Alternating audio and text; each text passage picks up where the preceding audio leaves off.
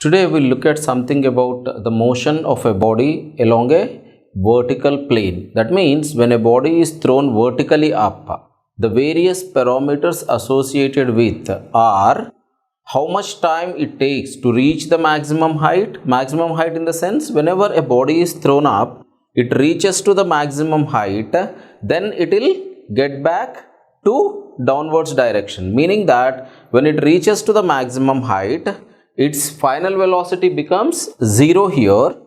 Let us consider from the ground I have thrown a body with an initial velocity u. So by the time it reaches to the maximum height, because since it is traveling against the gravity, its velocity gradually decreases and finally becomes 0. After reaching to the maximum height, it will be falling down because of the acceleration due to gravity which is working downwards. It will get accelerated in downward direction and reaches the ground with a velocity v which is same as that of the velocity when we have thrown it in upward direction. Here u is the velocity with which it is thrown up and v dash, here v is the final velocity, that is 0, and again when it comes down to the ground, it will be striking with the velocity which is same as that of with which I have thrown in upward direction.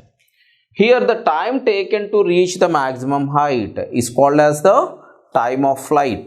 The time taken to reach the ground from maximum height is called as time of descent. Therefore, time of flight, here the definition has to come for time of flight.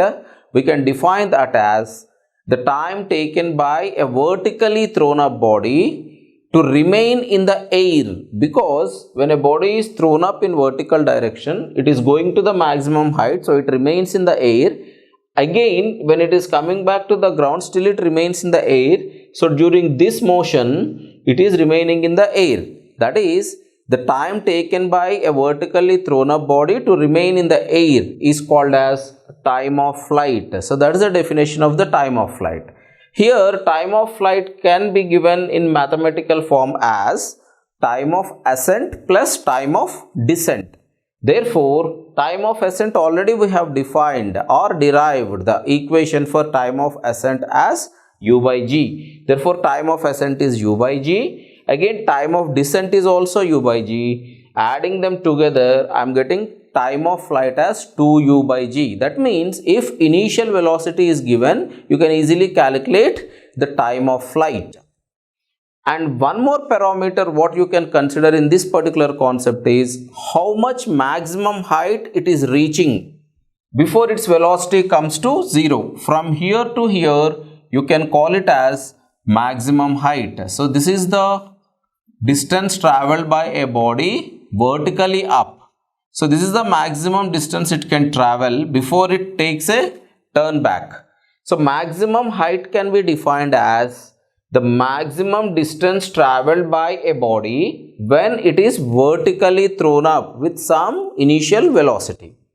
Here, how to calculate this maximum height means the parameters what we have are the initial velocity is u, and when it reaches to the maximum height, its final velocity becomes 0 and acceleration is minus g because it is moving against the gravity.